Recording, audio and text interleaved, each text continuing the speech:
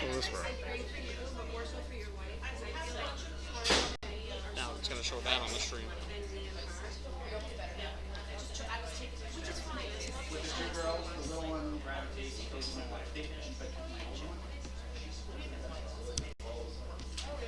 yeah, so we were saying, It's because I have a capturing PowerPoint, and that must be an external application. Did you capture the screen? I'm going to.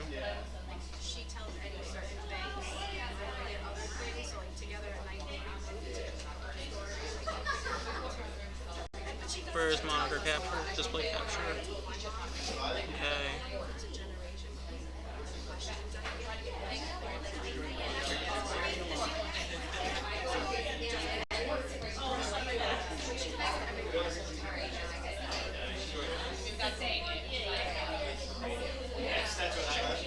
Where was the clicker?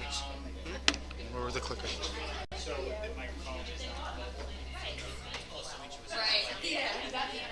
And that way we control the laptop. Do you want to have seats or stand? Like sitting seats? It doesn't matter. Leave it there. And you can make it sit. I was going to ask you.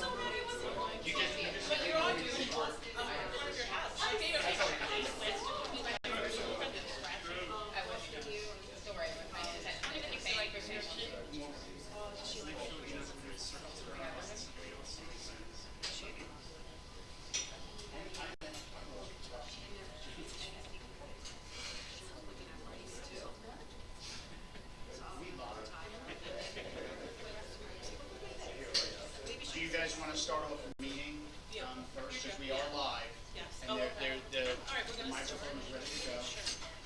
All right. We need a microphone. Hi, would everyone please stand for the pledge? I pledge allegiance to the flag of the United States of America and to the republic for which it stands, one nation, under God, indivisible, with liberty and justice for all.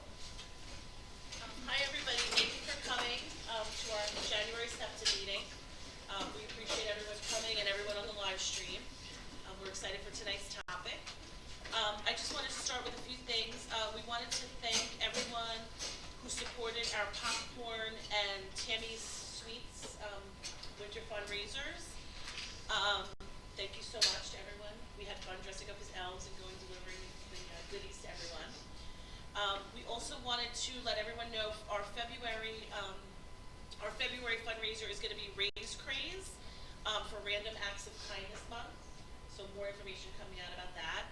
We did it last year. It was very successful. We raised a lot of money for scholarships and for grant money for the students. Our big fundraiser is going to be Night at the Races again. We had so much fun last year. It was great. It's going to be at the Merritt Golf Club Clubhouse on May 10th. Saturday, May 10th. So we're looking forward to that. More information as that gets closer. We have also given out 8 SEPTA grants to teachers this year so far, totaling $1,700. So if any of our teachers would like to reach out to us, if you have anything, or any of the schools, just let us know and reach out to us and we can collaborate with you. We also, on this Monday, we have our open swim, like a family fun day at Safety Swim in Delmore for our members, kids. So we're excited about that. And that's about it. We just want to thank everyone for coming. We wanted to ask Mr. McNamara, do you have anything you want to share? I don't think so. Okay. Okay. All right, we're going to start tonight's meeting. We want to introduce Mr. Steve Moran, Dr. Maura LaChance, and Mr. Rizio, All right. who will be presenting tonight. Good evening, everyone. I hope everybody can hear us on the live stream. We are actually streaming this on our YouTube channel, and it will be placed on the PPS website after tonight's meeting. So, what to expect for a transition year, right? We're not talking about anything specific. We're talking about an all transition, right? The one thing I can tell you, anxiety builds up as parents of a child with an IEP. Use the resources that are available to you in the building. Reach out to myself, Dr. LaChance, Mr. Musio, if it has to do with scheduling and things like that. We will work through it and get you educated so you understand and you can predict as much of the future as you possibly can. Every year you have an annual review to go over your child's IEP. You talk about what the future is going to bring, and it changes. Every year it changes what those conversations are going to take place. And we're going to kind of go through those different stages tonight. But before we kind of begin, are there any current CPSE parents that are transitioning to CSE this year? Any parents from 5th grade going into 6th? All right. 8th into 9th? All right. Or are any of your children exiting high school through graduation, maybe aging out? You know, these are all the different major transition milestones in your child's educational career. You know, even though your child may not be at those transition points, this is all still good information to understand and learn. Things do change on a state level, and we're going to kind of go over some of those changes as much as we know about moving forward, which really impacts the graduation process today. So I'm Steve Moran. We have Dr. LaChance here. A part of the PPS program, Dr. Bennett, anybody that has, I believe, 5th grade and younger? 5th grade or 6th grade? Younger? Well, you met her as the CPSE chair. She still currently is the CPSE chairperson. Unfortunately, she is under the weather with the flu, so I made sure she stayed home. So I hope she gets better soon. If she's watching, she's going to be really upset that I said that. We also have Agnes Lemire at the middle school and high school to kind of help out with CSE chairperson aspects of the position. So that's us. I already kind of went through what is a transition year. But the big thing I want to point out, if you have questions, and we're going to say this throughout the presentation today, feel free to reach out to any of us. Reach out to your building psychologist. Reach out to your child's team. Reach out to the teacher.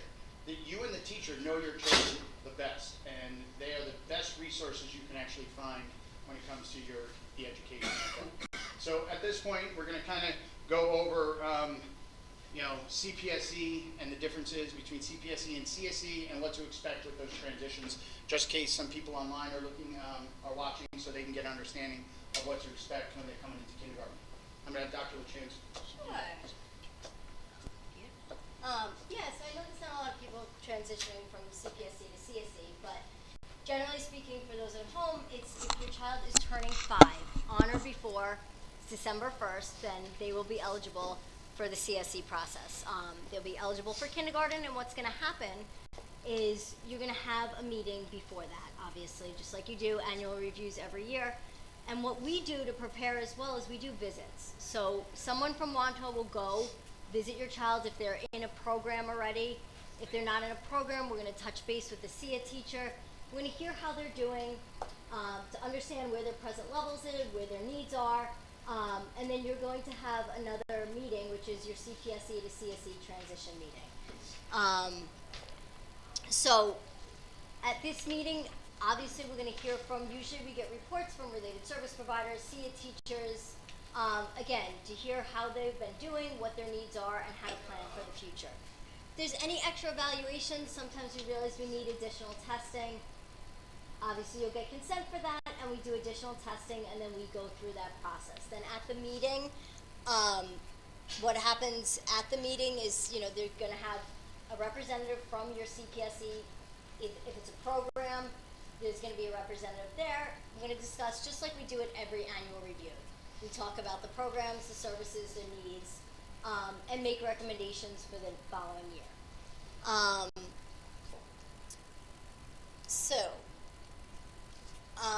When you're transitioning, just to talk about what we have in district. We have related services. Most of you are probably familiar, OT, PT, speech. We have vision, counseling. Whatever is needed, we make sure we have. We have resource room as well. Resource room is when a child meets with a special education teacher for 40 minutes a day. At the elementary level, they're pulled out of class to meet with the special education teacher, and they work on the goals indicated on the IEP, whatever their skills that are indicated that are need.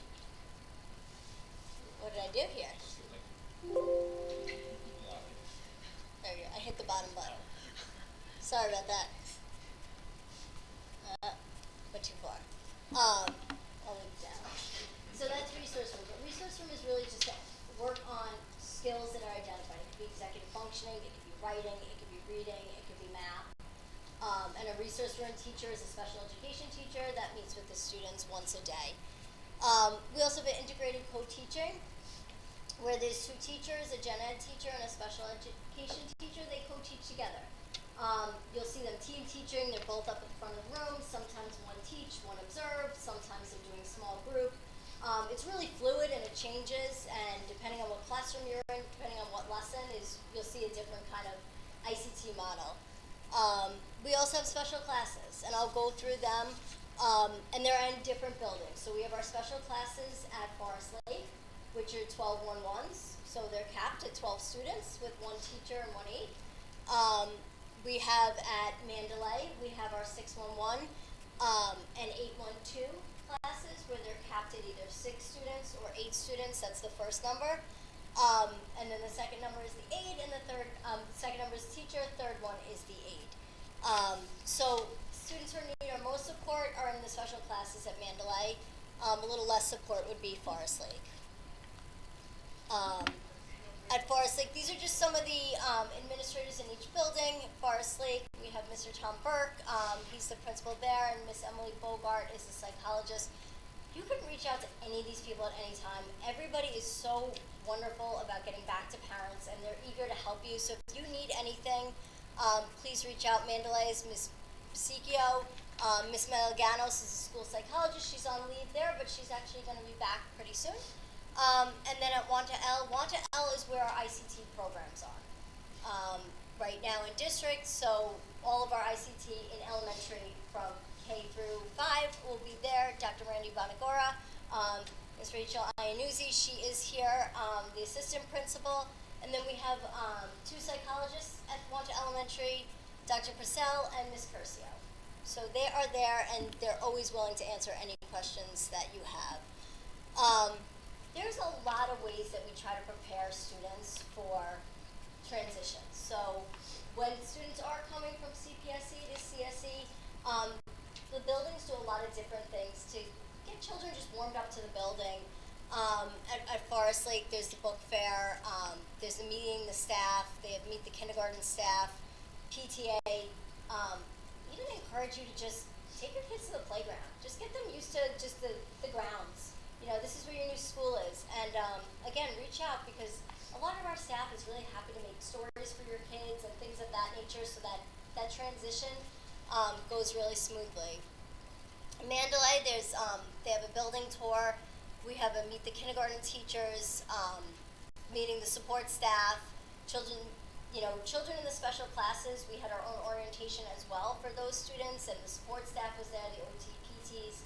And a lot of those teachers did, they made social stories for the kids so that, they could even take them home so that they could read to their children, so they're looking at, this is what my building is going to look like, this is what my classroom is going to look like. Just helps ease the transition. And Watch Elementary also has a kindergarten orientation, so that's a nice kind of transition date to just be aware of that. It gives the kids just a taste of the new building. Truthfully, I think sometimes it's harder on the parents than the kids. I really think the kids, they transition pretty well. I think it really is always harder for us adults. It seems much bigger for us. The kids do very well, I have to say. The one thing I want to add to that I forgot to add to the slide, we have such a robust preschool program now that if a child that is not in a special ed program, most likely they're in the building that they're going to be in, depending on the CSE recommendations and stuff like that. All of that can change, but there's a lot of our students that are in the CPSE pathway that are being serviced in our buildings, so it's actually pretty exciting. Yeah, and UPK. Yeah, it's great. Does anybody have any questions about the CPSE to CSE process? No? And for those of you online, if you have any questions, feel free to email us or SEPTA the questions and we can get that information to you. So I'll kind of go over, this actually is kind of one of the biggest changes, I think, from elementary school to middle school. We have all the same services and programs, so, resource room, ICT, special class, but there's just some differences. For example, if your child has a resource room in elementary, they're pulled out of the classroom. Whereas in middle school, that's when it's in their schedule already. So it's another class. So it's just part of their day. So they're not pulled out. It does affect some of the electives they can take, but that's one difference. And with integrated, our ICT and special class, both of those programs in the middle school have what's called a skills class. Whereas if you're an ICT, you obviously have your two teachers, your special ed teacher, your gen ed teacher. But then once a day, you also have a skills class where you meet just with the special education teacher. They could do pre-teaching then, they could do post-teaching then. They could just drill a little bit deeper into content that was challenging for kids. They could just go a little bit slower. So that skills class is really important. And it's the same for our special classes. Our special classes also have a skills period. Again, it's a little different than elementary. In our special class in elementary, they're with our special education teacher for the entire day, basically, with the exception of their special and lunch. Whereas in the middle school, they have a little bit more opportunities to have mainstream opportunities. They're in our special class for the core, the ELA, math, science, social studies, and then obviously their skills period. That's where they're with their special education teacher. Then obviously they have lunch, and then they have electives. When they're in their electives, they are mainstreamed with the general ed students, so it's a nice opportunity to have that mix, that they're not with the same kids all day long. They really have that nice balance with other kids in their elective classes. So those are kind of I feel like the biggest switches from elementary to middle school. And in middle school, we do have special classes as well. The ratio is just a little different. We have 15 1-1s. So we have a little bit opportunity of more students in the class. I will say that none of our classes get to 15. It's just nice. Wancho's a small district, so we really don't have any of our special classes max, especially at the middle school. Then now we also have our LEAP program, which is, you might have heard of it. It's our 811 program. LEAP is called Learning Experiences and Academic Program. These are students who are New York State alternately assessed. So I think, Mr. Miranda, you're going to go through that at the end, the different pathways. So, do you want me? Oh, yeah. So we'll go through the New York State alternate assessment. But students in this class, they do a lot of academic skills. There's also some functional life skills in there as well. But it's all driving towards, New York State standards as well as IEP goals. Our 15-1-1 students, there are students that are still taking Regents exams as well. So they're preparing for those in just a smaller environment where they could just have more intensive support than, say, an ICT or gen ed class. Does anyone have any questions on this? I have a question. Yeah. Are the 811 and 1511 ratios maintained for electives as well? No. So that's when they're So the A1 ones are in, there's no ratio for that, it's not a program. The electives are not a program, and then at the end of review, going in, any end of review, there'll be discussion depending on individual support needed for those specials, but it's not a program with a special ed teacher in it. Thank you. Yeah, so what's expected of your child's annual? This is pretty, I think you guys that have been to annuals before, it's pretty similar. We're going to go over, how they're doing, their present levels, what they can do, what they've learned over the year. And the biggest thing is to identify their needs. What is the biggest thing impacting them in the classroom, impacting their ability to access that curriculum, their ability, and that's where we're going to drive our needs and our goals. And that's really what we'll look at the annual review meeting. You're going to have basically everybody that you need there. You're going to have the school psychologist, you're going to have the special education teacher, you'll have related service providers there if your child gets related services, and obviously the parent is also there. And we all kind of work as a team to develop the IEP, develop recommendations, and come together to just create a path for success for your child. And there is always a representative from the middle school that is present at the 5th grade, 6th grade CSE. Typically, it's the guidance counselor. Sometimes one of the middle school guidance counselors have requested one of us to sit down because they couldn't be there. And after the meeting and after program has been developed through the annual review, a lot of times our teachers will articulate with one another to talk about your children's needs, moving forward to make sure that it's all documented to be ready to roll outside of the IEP for the first day of school. I have another question. Sure. Sorry. Yeah. For ICT in the middle school, is it the same special educator? In 6th grade it is.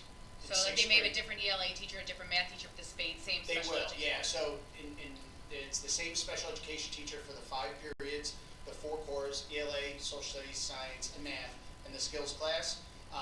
And then it's for 6th grade teachers that are content specialists. But in That 7th we're- and 8th grade, that's not the case. The special educators change.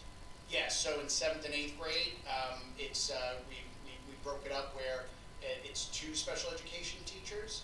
One does the science and math, and the other one does the ELA and social studies. And those partnerships in 7th and 8th grade, for the most part, everything depends on the numbers of students and how many programs we actually have running. But they do work as a team so closely. Those 2 special ed teachers. And then they still have that summit period, the skills? So that's the skills, yeah. And then both special ed teachers are in that? They have them alternate day, so that they can kind of focus on the STEM portion Okay. and the humanities portion. And is that skills class a program? Like, is that an IB? It is not. That's bonus. It is a bonus. Okay. It's highly recommended. We would never tell a child not to be in that. It's called Summit 6 or Skills 7, Skills 8. No, of course. It's not mandated by the IEP or by the schedule, but it's highly recommended, and we encourage everybody to participate in it. There is a positives about that class. Of course. Yeah. Yeah, it gives them a lot of extra support, and it's a really good learning experience for them. And that being said, yes. I have a question about how it's carried out in the languages. Like Spanish, like how is an IEP carried out if there's no special ed teacher? So it's accommodations are followed, but it's not taught by a special education teacher. So a lot of times, I just want to follow up on the language piece. A lot of times, sometimes teachers or parents will talk about, because there is an option for children to be language exempt, right? We do have a process that, it has to be decided at CSE. Sometimes it's decided in 5th grade, sometimes it's decided 5th into 6th, sometimes it's decided 6th into 7th. The one thing is, Dr. LaChance has worked a lot with our world language teachers to kind of help facilitate the different accommodations. Because in 6th grade, it's a big exposure class and cultural expectations. And it's a really good experience for certain kids, even, so that conversation does take place. And at every annual review, when that is being discussed, even though it might be 5th into 6th grade, there's a line that I have every chairperson say. Just want to tell you that if your child is planning on going to college, there are some colleges, no matter what program, are requiring certain types of language, so it might impact them, and they may have to take language freshman year. So those are the kind of things, just so the thoughtful decision can be made as a team. And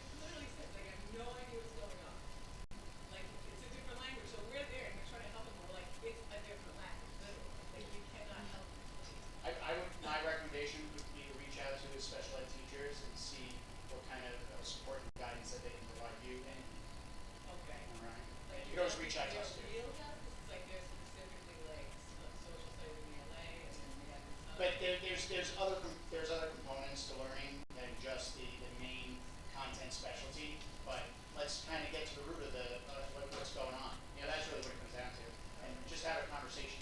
If they're not going to be able to know what Italian and Spanish, you know, but they might be able to support in other areas. Sorry to interrupt you, but I am a special teacher in a middle school, and I'm hoping Wanto will do a better job in my school with Comcast. And we're putting a lot of children with IEPs into our gen ed classes, and I have a son, so I understand their needs, but I'm really hoping that you guys will help provide PD to the teachers to be able to read IEPs, make more accommodations, because it's, like she said, it's brutal because you have 30 kids, and you can't get to the students that really need to be No, you're 100% accurate. So over the last few years, we've actually made time on various conference days to actually speak to the special area teachers and, you know, the non-content area teachers to really kind of focus in on how to support them and go there. That's why I was saying before, Dr. LaChance has made opportunities to go in different classes to kind of, you know, specific needs. And a lot of times, they're the members of the CSE, you know, depending on, you know, when it goes on, when the meeting occurs, so they have the ability to speak to it. But every teacher is responsible to know the IEP, and if they don't know how to accommodate an accommodation, it's our job and the special education teacher job to make sure that they fully understand it. Yeah, I think that it's just, I'm lucky because I understand it, but I've had teachers who might not have these students in their classroom, and I'm like, oh God, that's not what's gonna happen, you know, so, and I think you guys have listened to our needs, so I'm hoping that more training will be done, so that all of this. Yeah, we're never going to be finished, right? Yeah. You know, we're always practicing, right? I know that as parents you don't want to hear that, but you know, when you talk about a lawyer or a doctor, they're practicing their fields, right? As educators, we're practicing because we're always moving forward and making things better, making things more efficient and appropriate for the children. That's what we do. So, yeah. But we have tried to do that a lot more recently. We're having training, we just had on conference day for special teachers. That was in elementary and middle school. They went to training for, essentially special ed training for our special area teachers, because it's not their, you know, it's not their bread and butter, you know, but they do have a lot of training in it, and, you know, we're continuing to work on that. Something I didn't, you know, want to say before is, with the guidance counselors at a lot of these annual reviews when we're going into middle school, the guidance counselors really are extremely helpful, because when we're kind of talking through programs, sometimes different programs affect the schedule. And the guidance counselors are the ones that, you know, either have a picture of their schedule that could kind of plug it in. This would be scenario A, this would be scenario B. So you could kind of see it, and they're really great like that. So that gives you a better sense of like what my child's day is going to actually look like. And they're really helpful. Yeah. Just to piggyback on what Mr. Moran just said, my son, he's in the special class and wants in the middle school, and he left the Forest Lake bubble, and I wanted to vomit that he was going into the middle school. But I have to say, my first line of defense always, like with the specials, is reaching out to his teacher, to Mrs. Nicolosi, and letting her know he's having a hard time with this, or and the special ed teachers in the middle school are amazing. Absolutely amazing, at least from my experience, and she's the first one that, it's never the guidance counselor, it's always her, and she will jump in right away, and she'll speak to his Spanish teacher, or speak to his music teacher, or whatever. So I just feel like if you're coming from the elementary school to the middle school, I agree with what Mr. Moran said, definitely the first line of conversation, reach out to your child's special education teacher, because they know your kid better than anyone, regardless. And the learning curve is ridiculous, and she was on it from day one with it. So if you have your kids in elementary school coming to the middle school, you're going to be in good hands. Yeah, every child with an IEP has a tremendous amount of built-in support, you know, and then as you get into the upper grades, especially in the middle school, there's 9 periods in a day, but there's always that constant, whether it's a research room teacher, whether it's an ICT teacher, whether it's a special class teacher. Those are your go-tos. Yeah, you have a guidance counselor, and you have great building administration, you know, so it's like there's so many people that you can reach out to, you know, and you also have us, you know, and, you know, we talk about different, you're not allowed to ask questions, Doctor. No, it's not a question. What do you got? Just one thing I wanted to share. I'm going to hold on the principal over on a lot of emails. And what's really great about our PPS team, including our psychologists and Dr. LeChan specifically too, is they communicate a lot and they push into the classroom. So like when there are certain students that might need additional support, the teacher can ask for help, and our psychologist and Dr. LeChan, they'll push in, and they won't push in for just like a day and say like, hey, like here's like the magical answer. They'll push in for a couple days. They'll take data and then they'll sit with teachers and they'll suggest strategies and suggestions. So I know it's a little scary to think about a child in an elective-based course where they're not receiving the services that they need to receive in the core content area. But it really is a team-based approach, and it's not only our special ed teachers who do a fantastic job working with the elective area teachers, but it's also like our psychologists too that go in and they provide that support. And honestly, like I said, I get CC'd on emails just because, not for any reason. But I never feel like it ever feels unresolved. Like there's always like an adequate solution to support the teacher, even before there even gets like a parent concern. Right? Like I see like teachers coming on their own before a parent might say, I have concerns. It's the teachers kind of saying, look, I need support about the child. What can we do? Can you help me? And honestly, like nine times out of 10 it gets resolved, and at time it just might take a little bit longer to get resolved. Different level of support, but it's a really proactive approach, and the PPS team does a fantastic job. You can speak anytime you Yeah. So just in middle school, Mr. Chifo is the middle school principal, Ms. Quattrochi, who's here, the assistant principal, and then the school psychologist, we have Dr. Zelenitz, Ms. Curcio, and then we have Ms. Erin Smith, who's a social worker. She's very involved at the middle school, and then we have our guidance counselors. Mr. Musi, it's alphabetical, right? It's A through... It changes slightly each year, Okay. but mostly Mr. Ward has the beginning of the alphabet, Mrs. Healy has the middle, and Mr. Bloom has the end. Okay. Thank you. I knew it's broken up somehow, but they're really, really supportive over there, and they could always answer your questions and meet with you. And they actually they've already did one of their visits into the 5th grade classrooms to go speak to the students that are transitioning, all students. So they've already, your children may have already put eyes on some of them. So, but you'll hear their names and see them a lot, but like it was all said, the special ed teacher is your number one go-to. And there's a few transition dates for middle school.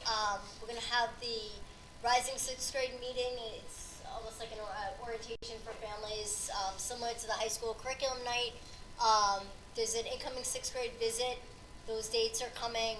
There's 6th grade orientation as well. And there's other tours and visits that are made on an individual basis. Mr. Moramba's doing one today with the family. So if you need to, if you need to feel more comfortable and visit the school, we can't let you see the classrooms with the kids are in it, but you can meet the teacher and see the physical classroom and meet any staff that you want. And even some of the students that are in special class programs, there's transition dates that are constantly being done over the course of the remainder of the school year that might be coming up into the middle school. Any questions about elementary to middle school transition? I saw a lot of hands for 5th grade parents, so I don't know if you have any questions. But obviously, if you have specific questions to your regarding your children, reach out, to us. You can reach out, to the middle school. You ever wonder why your child's CSE was so early? It's because Ms. Quattrochi has to work on the master schedule and want to make sure everything is perfect. So with regards to the middle school, but there's a tremendous amount of support, and I'm going to kind of piggyback on what Mr. Rodriguez said. The special ed department at the middle school, the teachers are phenomenal, and that's really throughout the district. All right. I have a quick Sure. comment. For the transition dates, specifically, I know that there was like the 6th grade orientation date, where we came in, like the gold team came in at this time and the black team came in at that time.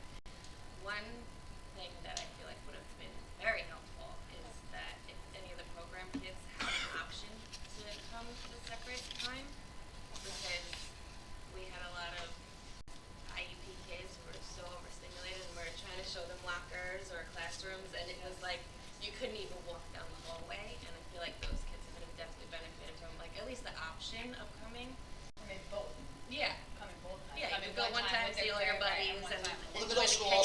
give an opportunity for them to come back later to play around with the lockers too, right? Yeah, Okay. absolutely. Anytime, anybody who's coming in, if you need any additional time, we usually have those set times, but we always say, like, if you're in the, it's usually split up by alphabet. So like the first half of the alphabet, say, comes in from 11 to 12, and then the next group doesn't come in until 1. So we always say you can stay after, or you can come in either, like, stay after the first one, and then if you're 1 to 2, you can stay after the other one. And then we always invite parents that if, say, you need more time than that additional hour, there's always other days, other afternoons that you can come in, set up your child's locker, practice the locker. We'll never tell you that you can't come in. You know, and the biggest thing to remember is that, you know, your child's one student and you're one parent, but they're never alone. So if your child needs help, if it's with their locker, if it's with a specific course, like everybody's reiterated, the special ed teacher's always there. We're always here. The guidance counselors are always there. They're never alone. So if your child's having a hard time with anything, always reach out because you will always get a response. And you know, and that's something that we will reiterate in the emails that go out, that there's always more time, and your child can always, you know, go and look at something individually on their own when they're not going to be overstimulated. And the biggest thing I can tell you, the first couple of days, especially if 6th grade, they're going to come home, they're like, it was great, I'm exhausted, and then they're going to fall asleep every night of that first week because it's a lot. It's a big change, and you know what? They're going to be super excited because now they're at the middle school. Also, my son is leaving the middle school this year. I can't believe it. I know. Exciting stuff, but no, like with the locker, my son has, he has a different lock, so he has a key lock. And we put the key, you know, his teacher, Mrs. Nicolosi, started that, because, you know, he can open a combination, but it just, he has OCD, so if he doesn't get it the first try, he will get upset. So to limit his frustration, his teacher simply, you know, she had key lock, so now he has a key lock. He's on his ID badge or whatever. He just opens it, and it's just alleviated so much, you know, so they do make, again, I'm gonna piggyback on what Belinda That's a said. great point, Mary Beth. You know, Yeah, they we've do- had many students they're with always many different locks, working- yeah. Yeah. Yeah. There's locks that have words on it. There's locks that are bigger if there's a child that has a vision deficits that they can see the numbers bigger, you know. So, and that's always a good conversation to have if there is if we know it now. That would We go talk back. about that at annual review.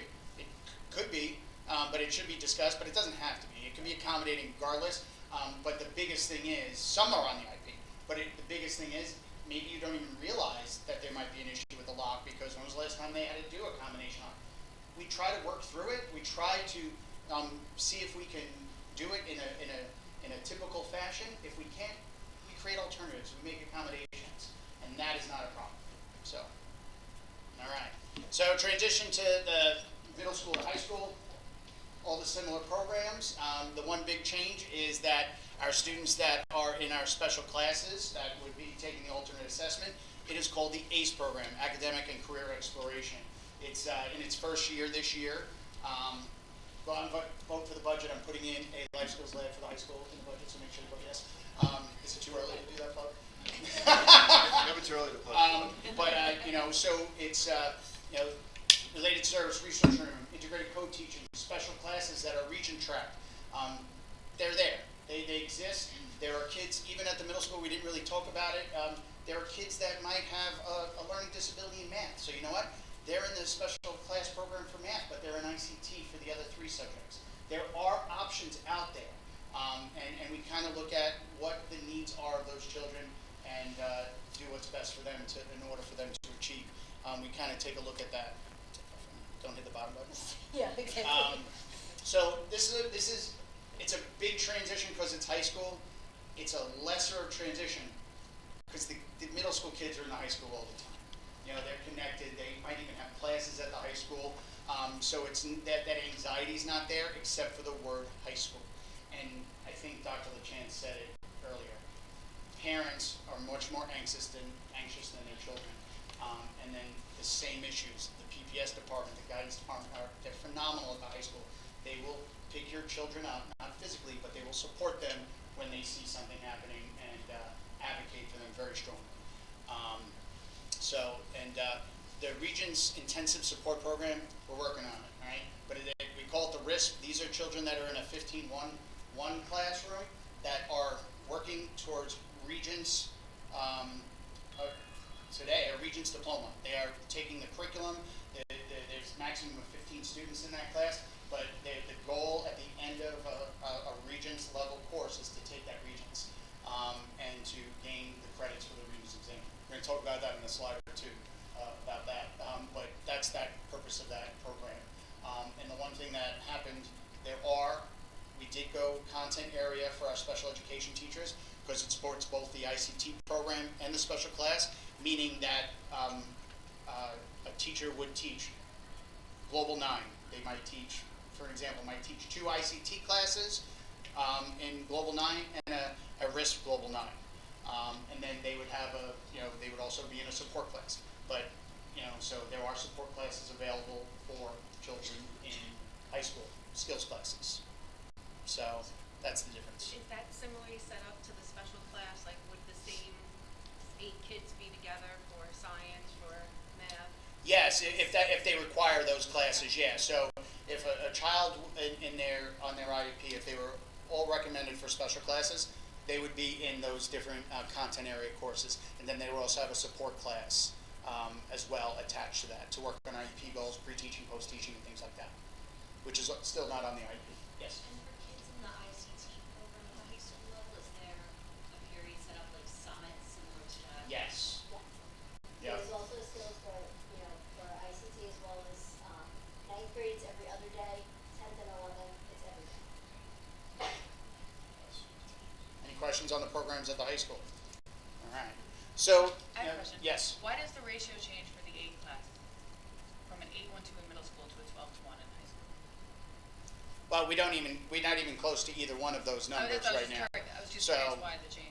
Because it's kind of confusing since the 12 at the elementary level looks very different than, Right. it's not a nice program, but it looks different than the 12 at the high school. And typically at student age, we want them to be with more children. Again, we just don't have numbers right now. We're not even close to 12. I can't even envision it for the next 7 years. So, but it is, theoretically, we do want more students there. Right. That would be our I'm goal. just asking based off the state descriptions of the, Yeah. I don't know if that, but. And then, like with the ACE class, I can have a whole half-hour presentation just about the vision for that, and I kind of touched upon it a little bit at the last SEPTA meeting, but I'm not going to really get into it unless people had specific questions about that. This is our first year with a full ACE program where we have a teacher and students, and it's going to evolve over the next couple of years when we get more students into that program. Thank you. And again, these are all the different contact information of people that are there to support your children outside of the special education teachers. Again, they're the number one person to contact. So that's the high school, right?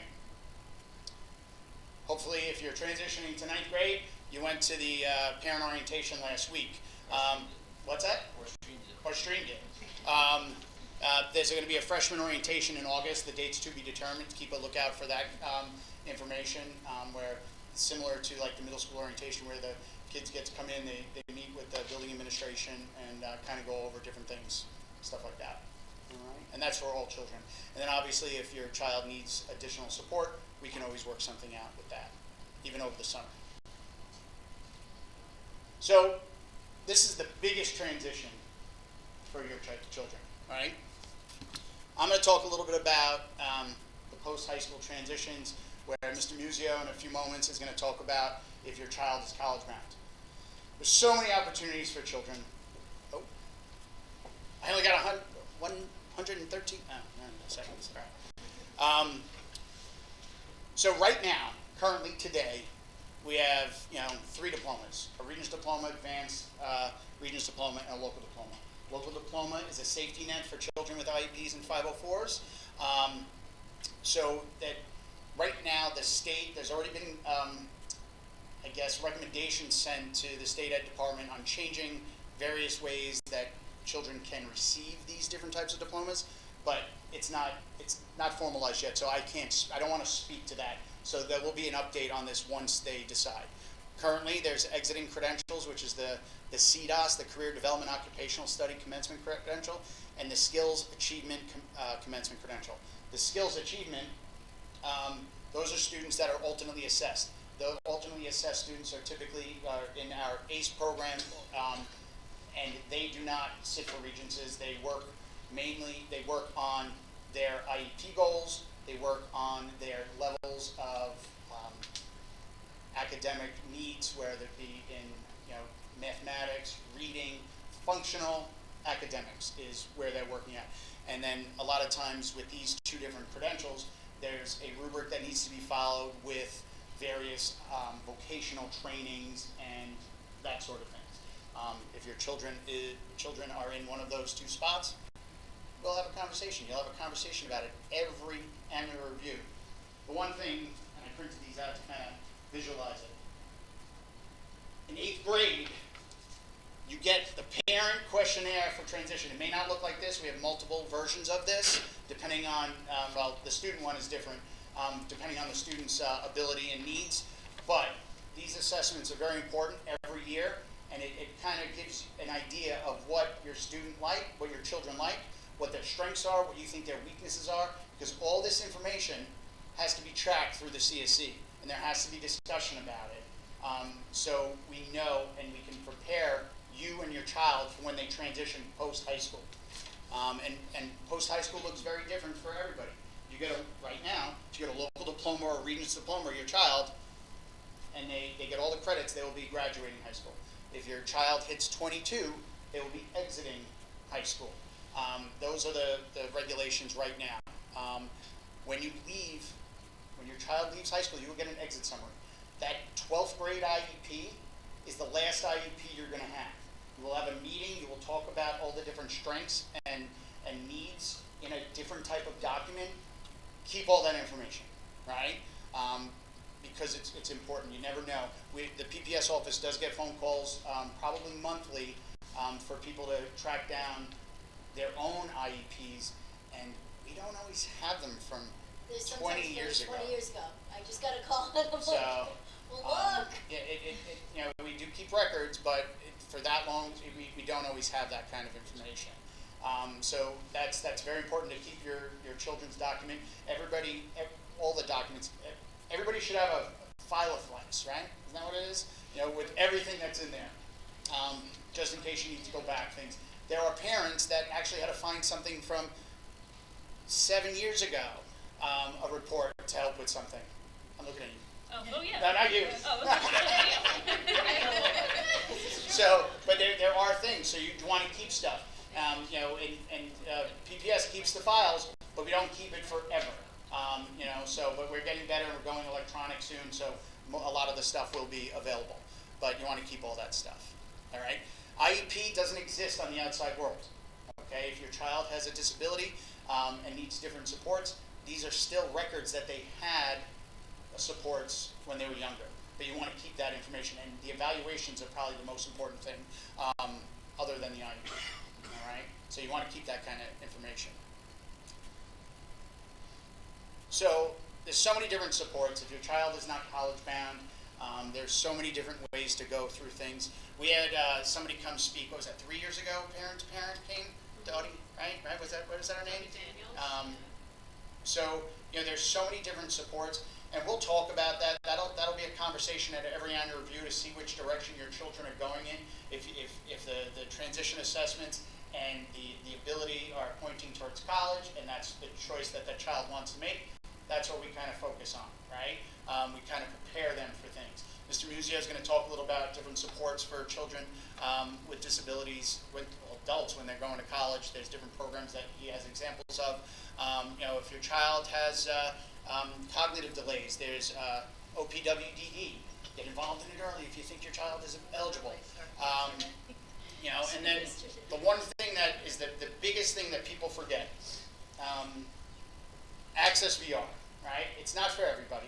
Some people don't qualify, but a large chunk of students and adults that exit high school can qualify for Access VR.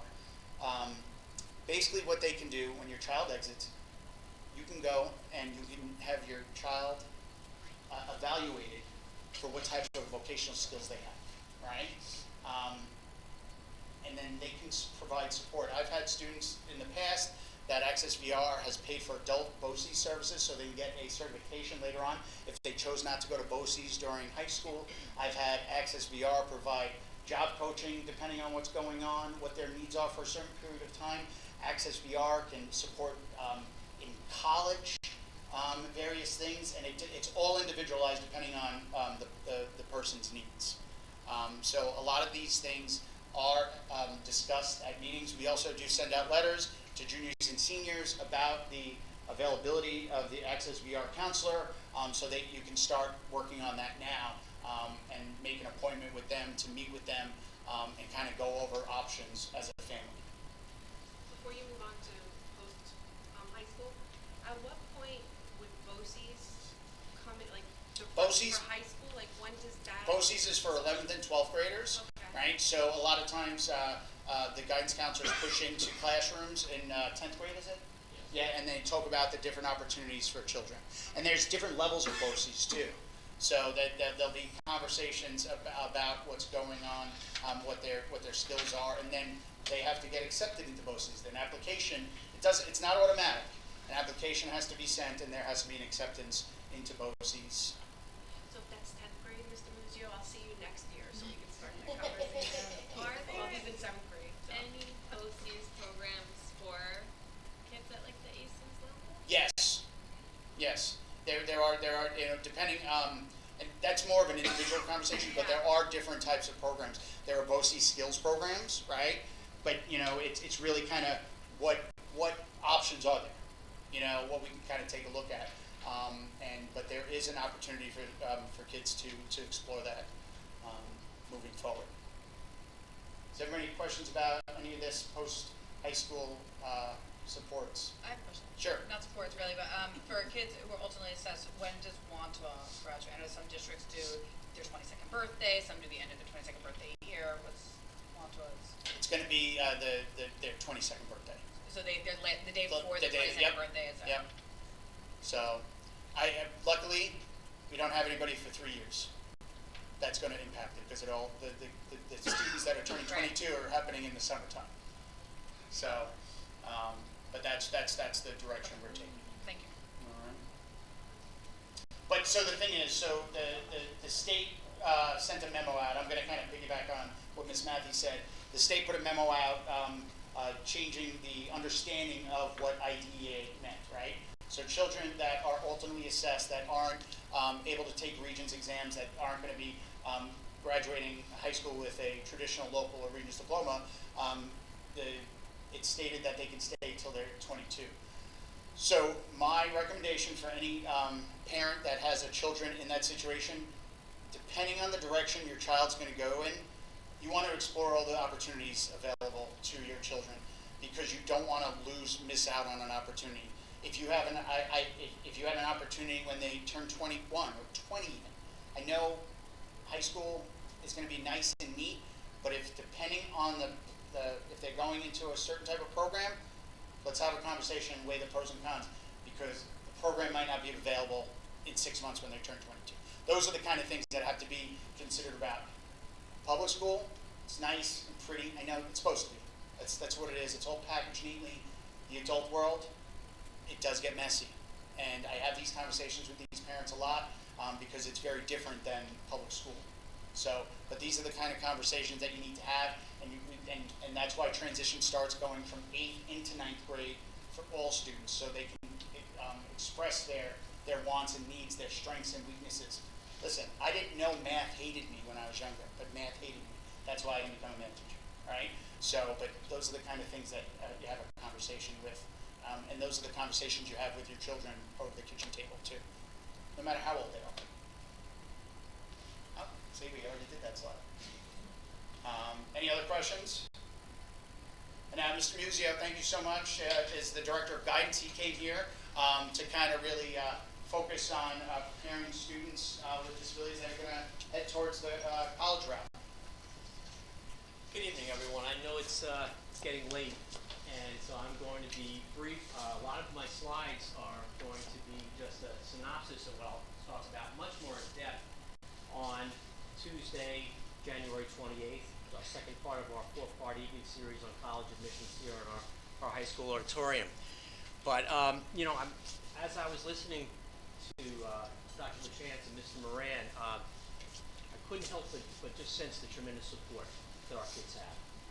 And I'm grateful for that, and I'm grateful to have the guidance counselors be part of that. And we do a lot of transition exercises all the way up from elementary, and our middle school counselors are going back in June to do another workshop with the 5th graders. But nowhere is that transition more powerful, in my opinion, than post-high school. Because when you're going from elementary school, you have one choice. You go to middle school. Middle school, you have one choice. You're going to cross the colony, you're going to go to high school. But when we start talking to kids about transition to post-high school, we talk about a lot of things early and a lot of alternatives. We do send 95% of our students on to higher ed. However, as Mr. Moran said, we want to hit this early, and we want to make sure that it's the proper thing for your child and for your family. But we do have a lot of alternatives, and we have students who do go in the military, they go part-time college, or they go part-time work, and we really try to get every student a post-high school plan. What we try to do at every level of your child's education, there are inherent behavioral milestones and attributes of that particular age group. And some children hit it at different places at different times. And what I find with high school kids, especially in 11th grade, their world changes dramatically, rapidly. They go from walking to school, they start to drive, then they're learning about the SAT perhaps, they're learning about different classes, and then we say, oh, by the way, we're going to help you choose a place to go. That's not next door. It's not the middle school or the high school. Now this is going to be a place where it might be distant, or it might be a place where you don't know anyone, and things of that sort. And it's a time of tremendous growth in our kids, and it can be very stressful for them. And sometimes they lash out at us because we're the closest people to them. I mean, as parents. I'm pointing to myself because I'm a parent as well, and I know that feeling. And we had a conversation earlier tonight about that. Like, sometimes my kid really lets me have it, you know. It could be because you're the only person that's not going to walk away. And that's not true because we don't walk away either. But suffice to say, there's a lot going on in these kids' lives. Okay, so what we ask students to do, families to do, even whether your child is ultimately assessed or whether they are college bound or what have you, to start in 9th grade and to look at maybe some of those programs we just discussed, Access VR and things like that, and being ultimately assessed in those kinds of programs. If it's a college, to simply visit and to start visiting casually. Go to a game, have lunch, go to the bookstore, buy an overpriced sweatshirt, as I did several times. But the other thing is this, is to recognize those behavioral milestones in your child, and what behavioral milestones must they reach. And we've done this again. In elementary school, we knew when our kids were able to use the toilet by themselves, you know, and then, you know, we built from there. And going into middle school, are they able to get themselves to bed, give themselves a bath, behavioral milestones? And again, here in high school, we're going to work on things like self-advocacy. Does your child have the skills to go up to a special ed teacher and say, I'm lost, I don't know what to do, I can't open up my locker, I need help? Those are the kinds of things we want to try to push our kids to be able to do on their own. And sometimes, and I'm guilty of that as well sometimes, we try to do things for our kids if they can do them themselves. And we're going to work with you as partners to help identify those behavioral milestones that they need to reach and help them get there. Last thing on that slide was about standardized testing, and that's the SAT and the ACT. And if your child is of age and thinking about that, we can send that IEP to the College Board or to ACT. And 9 times out of 10, they do honor that IEP, and the child will get either text-to-speech, extended time, what have you. What I try to tell parents who are shopping for a college, is pretty much what you're doing. It's a product, and you're shopping for it, is to say, well, what kind of support does my child need? In addition to all the other attributes about a post-secondary placement, we want to start shopping for a support program. and they just vary in so many ways. Some support programs are much more hands-on, and some are much more independent. What does your child need? And you kind of know it when you see it. It's like anytime I go shopping, you know. But when you start to look at some of the programs, you might then have a basis of comparison. You might be able to say, well, New Paltz is a little bit more hands-off, and that suits us, or it doesn't. Hofstra is much more hands-on with the PAL program, and that's better for us. So I try to tell parents not just to seek answers, but to seek questions. I try to list as many questions every time you visit a school or a placement to start to say, okay, this is another question that I have. How often do you meet with my child? What does that particular session look like? How often does it meet? And you don't really know these questions until you start to visit, and then you start to develop these lists of questions. Where does my child take the exam? Suppose we drop off our kid at Hofstra University and you say, have a great day. You have a test today. Do you know where you're taking that test? Is there a testing room? And these are the kinds of questions. And again, it's good for us to ask them as parents, but it's better for our child to ask them. Okay, this is my abridged version of what we'll do Tuesday the 28th. When a child reaches, and a family reaches, February 1st of the junior year, I say it's the start of a 19-month journey. I hope it starts earlier than that so you can make better decisions, but by and large, 19 months is when it all begins. We have published a junior task checklist, and that's on the guidance department website, but I like to tackle big projects like that in a very step-by-step manner, and I think that helps parents as well, and that would give you a list of things to do in February, and then in March, and then in April, and so on, and in the summer. And if you keep up with that checklist, you'll be fine, regardless of where your child is. So really, we're talking about 6 months figuring out where to apply. That's a long time. You can visit, ask questions, go to college fairs, start to develop that list of questions.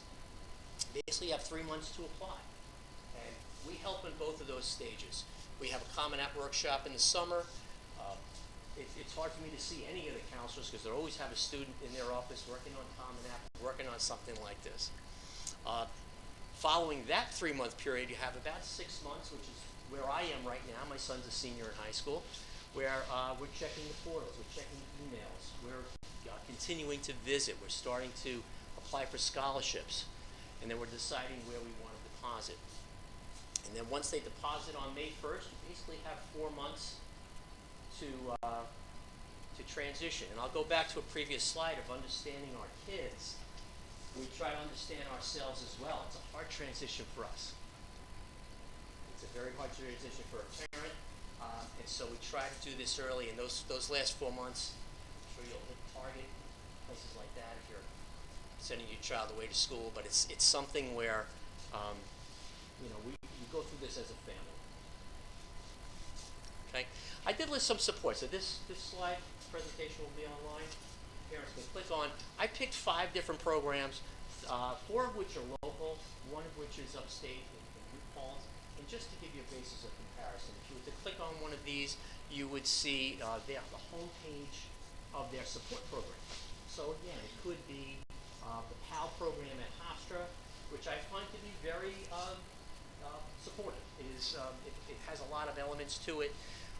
It's pricey. It taxes on tuition.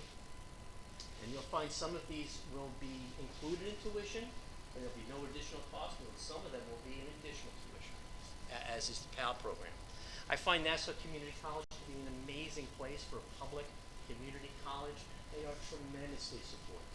They honor our IEPs. Our kids have really flourished at Nassau Community College, and so I fully support their program.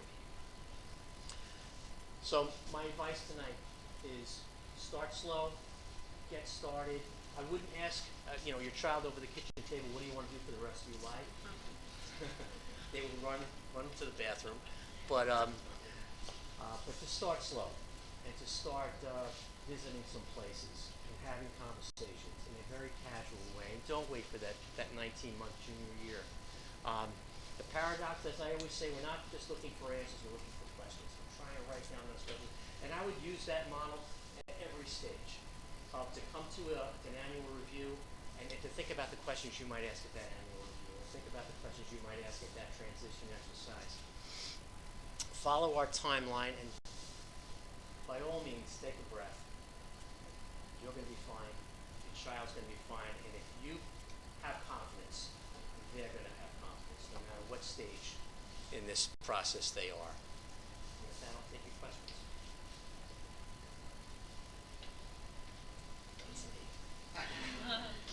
Well, I'll be available email, by phone. Join us for the 4-part evening program. We're going to begin on Wednesday night, the 22nd. We're going to talk about standardized tests. Then on Tuesday, the 28th, we're going to talk about this timeline. Following that, following Wednesday is the 5th of February. We're going to talk about how colleges choose our kids and how we choose them. And then finally, our finale on February 12th will be financial aid. Zoe's fun. Thank you, Mr. Musier. Does anybody have questions about tonight? Anything that we went over that you might have thought about? You know, I want to go in the last line. Anytime your children are having a transition, take a breath. Ask us questions. Ask your child's teams questions, and we'll figure it out. We're going to get there. We want them to be successful. We want to give them the supports. We want them to be emotionally ready to receive the curriculum. You know, we will figure things out together, and that's why you have a meeting every year. It's where, you know, your child's team. So, but I wish you guys all luck with the transitions. If you have individual questions, please let us know.